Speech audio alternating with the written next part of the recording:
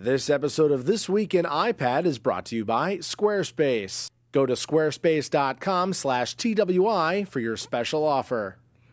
Hey everyone, coming up next on This Week in iPad, we're going to give you some sugar, some thrill, and a peek.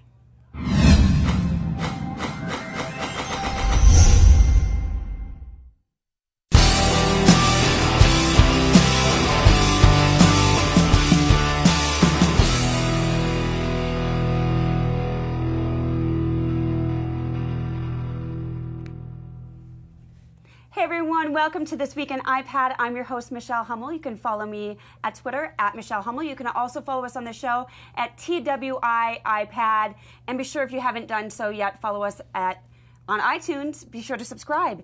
And I'd like to thank our sponsor, Squarespace. They've been with us now for a little bit of a time here. They're amazing. We've got 24/7 support for creating beautiful, professional-looking websites. You do that for your blog, for photo galleries, for a small business. And they've also got an amazing full-featured iPad app, as well as a newly updated app for the iPhone. So thank you so much to Squarespace. If you want to give Squarespace a try, why don't you go on using the promo code TWI30, and you're going to receive 30% off for 3 months on squarespace.com.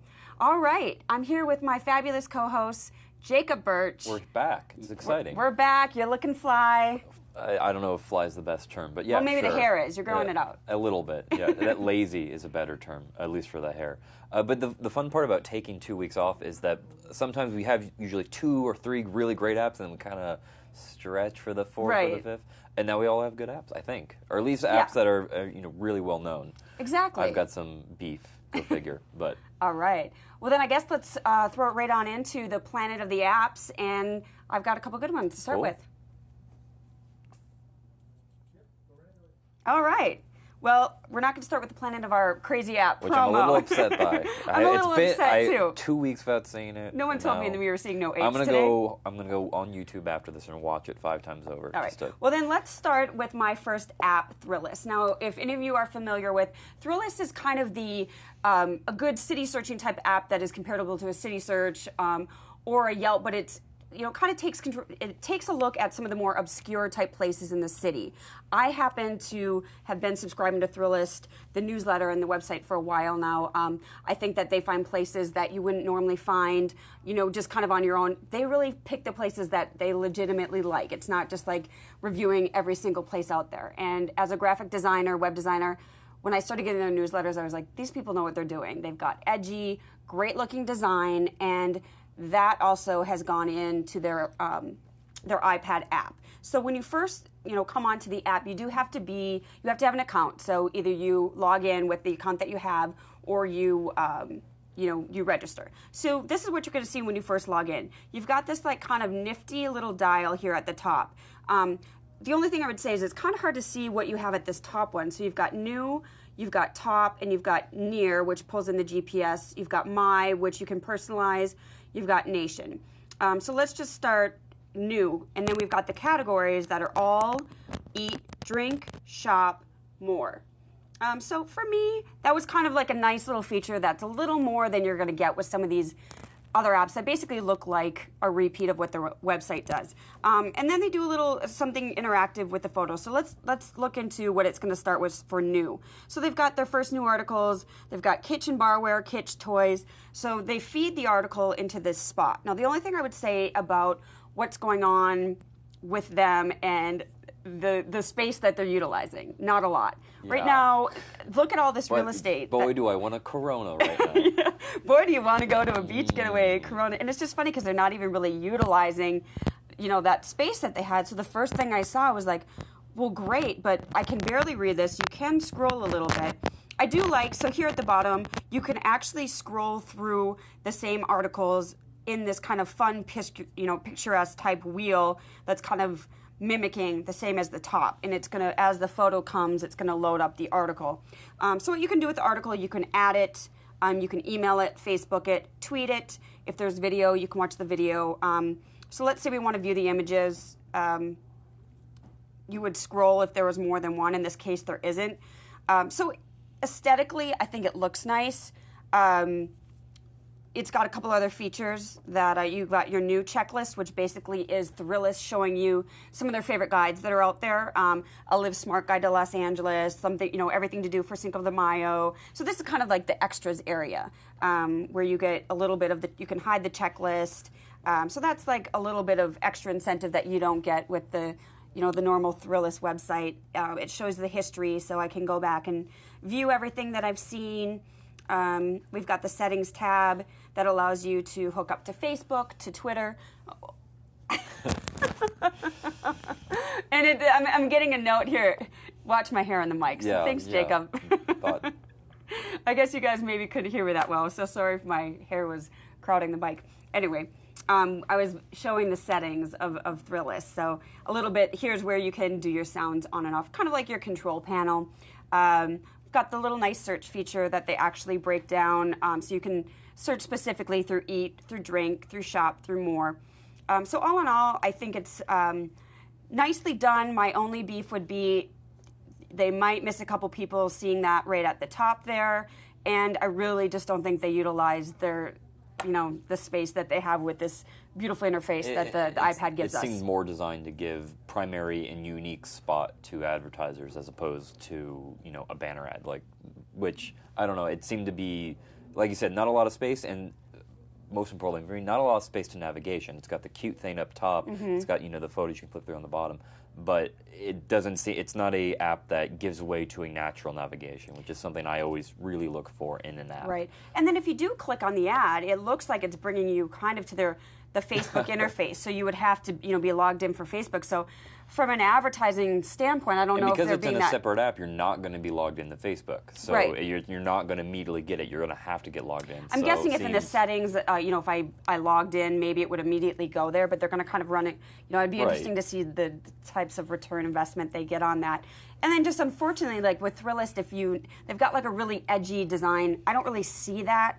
I feel like this is kind of a little not as edgy, not as fun, not as clean. But different. But yeah, it's kind of fun to interact with for the iPad. They did utilize the touch feature, which I did appreciate. But, all in all, I think that they hopefully will kind of tweak this. So it'll be interesting to see what kind of reviews they get. Cool. Yeah. So my first app also goes in that the iPad can do something cool, so we might as well play around with it. And it's Evernote Peek. It got a little flub because it was the first smart cover app, an app that actually took advantage of a smart cover if you have an iPad too. So this is going to get a little interesting actually showing it because we have these new great HDMI mirroring so we don't have to go awkwardly over our shoulder. However, the point of the app is that you sort of peek it up, and if I can try and show, you would peek kind of like this, look down at just a brief part of a quiz. So it would say something like, if you were taking a cocktail quiz, it would say Negroni. And then the idea is you would try and quiz yourself on, okay, what's in, I think it's equal parts Campari, gin, and sweet vermouth, and then you would reveal up, and it would be there. However, we don't get to actually show that when we do HDMI. So we get to see, you're going to get all of it, but you can kind of see where at least I see. So speaking of the cocktail recipes, these are all come from Evernote. To get all but one of them, you need to actually log in with an Evernote account, which is free, but I found that I wish there would be more I could do without the Evernote account. That said, it is a free app, so it's clearly used to just try and get you to sign up for an Evernote account. So we'll go ahead and start. It's asking me to close it, so I will do so. In the first one, so all I see is basically Clue Down, which is Tom Collins, which is, I think, soda water, gin, and some lemon juice, I think. And some simple syrup. But then you would say, okay, I got that right, down, and that counts as getting it right.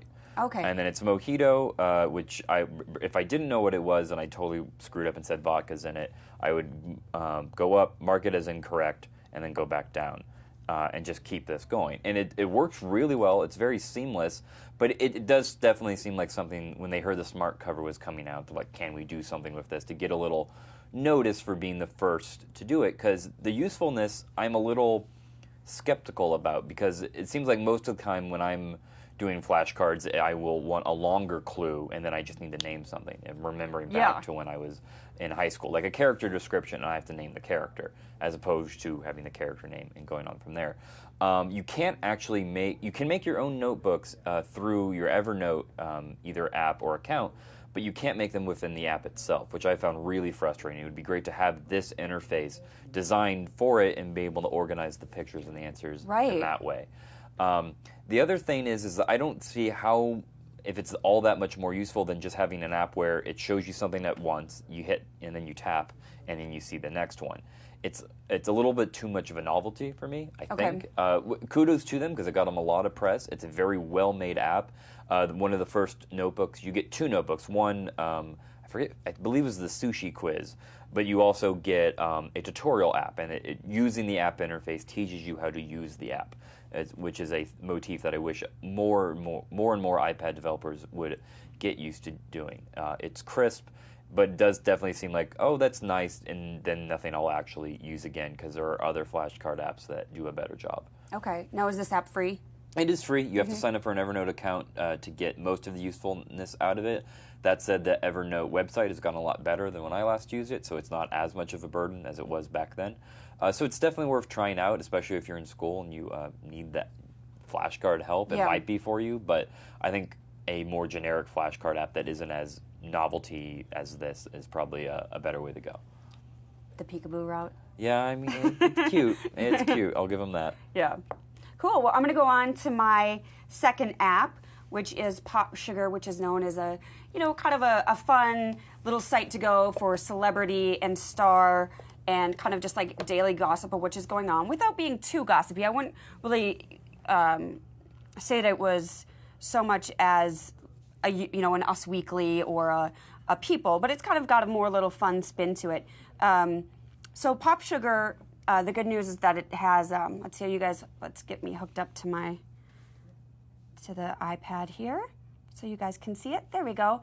So PopSugar has, a lot of different sites that they have built out. One of my favorites, so when you pull the drop down here, you can do celebrity, fashion, beauty, sex and culture, entertainment, home, health. As you kind of see, one of my favorites is tech.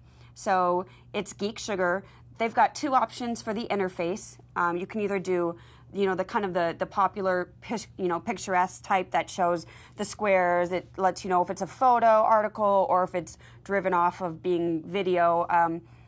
Personally, sometimes I just like to kind of scroll through and check out the title, see if it's something that I'd be interested in. So let's say we go to Daily Tech. Pretty simple article interface. It's going to pull it up. It's going to pull up the article. You can just kind of arrow through them. For those that are particular about the size of their fonts, you can change it to small, regular, large. The only really thing you can do right now with this app is email it. There's not a ton of interactive social media, type, interactivity going on. So for instance, let's take a look at entertainment. I'm just going to show you. We'll go to Britney Spears' latest video. She's got her new hot, femme fatale, tour going on. So this is video. So my beef with this, so this app only we can see in the straight up mode, portrait, as you would say. The video, we can, let's see if we can get it to go here. I can enlarge it, and if I do, it's going to be connected to. If I flip it, you can see it. It streams to AirPlay. It's got the AirPlay capability, and then you can go in the horizontal mode. But other than that, you've got to kind of look at it in this straight up mode. So, I don't know. It was fine. For me, I was thinking today I went and got a mani-pedi. If I didn't have a magazine I wanted to get wet, I might have, read my PopSugar app. If I actually had the new iPad, because because I don't have 3G connectivity. I don't have 3G. I just have wireless. But so it's kind of nice to just kind of shop through, but nothing overly exciting if you just want to read some articles in kind of a magazine format. But I do like that you're able to look at all of PopSugar's actual, all of their other companies that they have out there if you have different interests. And isn't just locking you in, because it does definitely get annoying. And the articles that's coming out, the news rack that's coming out in iOS 5 should help the sort of magazine model of apps to where you have so many and it's really hard to keep them organized. Right. That'll hopefully alleviate a lot of that concern. But for now, it's just obnoxious when you are a big media consumer and you have just 2 folders dedicated to magazine apps. The good news is that if you are a fan of PopSugar, this is a good app to have and easily see the articles, easily watch a video if you want. You know, some people may prefer the picturesque type format where they're just kind of going through. They've got a lot of great pictures, a lot of great celebrity stuff. So I would say for those people out there who want the celebrity juice and they want to give some, get some PopSugar going on, get this app. It's free. Might as well. Yeah. Try it out and delete it if not. So my next app is $5 and it's called Snapseed, and it's one of the biggest and especially most growing app markets, and it's video sharing, video editing, or excuse me, photo editing and photo sharing. Okay. So it's a photo editor. It's got a lot of good going for it. I think it's probably worth $5, but I've got some qualms as well. Oh, look at that handsome guy. We have a photo of producer Matt Robb for us to edit with. So you have, to start with, 11 filters, and I like the design of it because it's going to allow them to add more and more filters later on, and it's clearly their goal because they have one that's the selected one, and etc. So updates, they can add 3 more and add 3 more, and go from there. They're basically, we've got filters on this size, we can make it black and white. So one major concern, you saw I brought it up and it enlarged it and was ready to go, and then had a second or two delay before it did this overlay. And I can't find a way to make these overlays not happen, even after I figure out how to do it. And I dismiss it like that, and it's qualm number 2. So left and right will let me go contrast high, contrast low. That I like really well. Like that. It's very fluid. But to select which one you do, it's this up and down thing, which is very well coded and slick, but it's not intuitive at all, because when I bring it up, I immediately go there and then I have to pick. I think it would make, they have plenty of real estate down on the bottom to figure out a way where it's a menu. They're clearly just trying to do something slick with dragging because they can, as opposed to, is this really the best user interface for it? So that's my beef there. Let's show another one. The grunge, I think there was one. See if I can. So find once you get to that photo and you like it the way it is, are you able to save that then? Yes, you're able to resave the photos. You can. It actually doesn't have a shortcut for you to take a picture in it. You have to go in your camera, take the picture, and then load the app, which seems a little weird. I don't mind it so much because I think the iPad is awful for taking pictures. So you're not losing a whole lot. You really should be either saving images from the web or taking them with your phone or your camera, and then putting on the iPad for editing. Then. Right. But they've got a lot of sort of very interesting filters in the vein of Instagram, but you get a little bit more control with it. I can change the colors it's doing, change texture strength. I can get the up and down right. It's a very strong texture, very heavy. And so the left to right interface, and then the what they allow you to edit feels very natural, and it's probably going to be a leg up on the built-in ones that are going to come in with iOS 5, which look very simple. Enhance, red eye, crop, which are in here. There's an auto one, there's crop, there's straighten, rotate. So if you wanted to look like Matt was going straight, it might let me. He's do doing that. flips there for us. And this was, I guess, the only other one that I was having a hard time with, but this might just be me being silly and getting it working right. Now and then rotating it works, and now and then it doesn't. Okay, so that the rotate's a little touchy still. Yeah. But overall, I think they're definitely they're going in the right direction. I've worked with a lot of other photo editing things, and they're either trying to be too much like Photoshop Lite, but with touch interface, or they're just not. It's just not a natural enough feeling, and I think these guys get it right. A few quirks to work out, but certainly worth $5. I think. You think so? I think so. All right. I mean, keep in mind that when photo editing is this sphere dominated by Photoshop, which is hundreds and hundreds of dollars. That's a good point, yeah. For them, clearly a much, much, much less powered app, but still, if we can get a lot of much smaller apps getting in that $50 to $50 market, for most people who buy Photoshop don't need 80% of what comes with it. So exactly. I think we're going in the right direction, and I think $5 is probably priced pretty accurately. Cool. Well, I definitely want to check that one out. I like it. Thanks for bringing that one up, Jacob. Absolutely. All right, well, that's it for our app review today. Thank you so much for watching, everyone. Be sure to follow us on Twitter at TWIiPad. You can also subscribe to us at iTunes. And if you have any comments or questions or remarks, or some of you have reached out and let us know some things that you want to learn a little bit more about, and we're still going to be coming with that, so be patient. But send us an email at ipad@thisweekin.com. Not week in. And also, I'd like to thank again our sponsor, Squarespace.